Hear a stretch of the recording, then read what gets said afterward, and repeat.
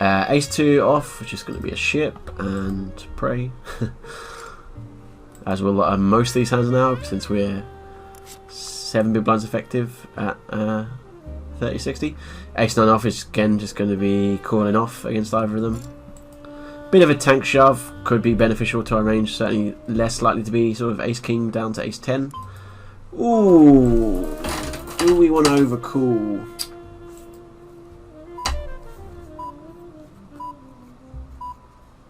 Guess we can fold. Whew, that's why we fold. Sweet. Quite a tough spot that was, given that 7 big blinds effective, but I think especially with this recreational calling, it means he's likely winning the has the stronger hand, and we quite like to get heads up against him, even at 8 bigs, where there's a lot of edge to be had. I think we'll take the ship with Ace 8 and just pray we don't run into aces again or something. That's obviously a much better flop, but he still gets there. But I think we actually have the same chips we started with somehow. We get a walk, is good. King 9 is, yeah, I mean, it's any 2 card spot.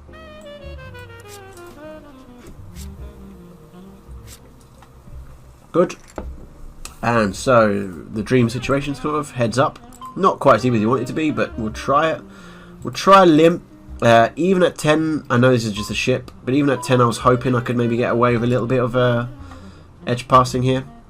Already when he snapped ISO'd, I'm like, maybe I could just ship that from now on. So if I get it again, I will be shipping Queen 4 suited. I'm slightly going to be less already. Queen 2 is a bit weaker, I think we can limp fold this one.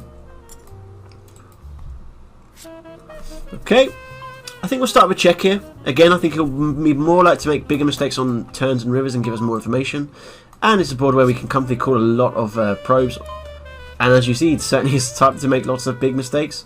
So one thing we certainly should do is make sure we give him opportunities to make these mistakes when we have value. So let's not just go betting when we have a strong hand, because maybe let's instead go for a delay and see if we can do that. I'm going to fold 10-3 against him.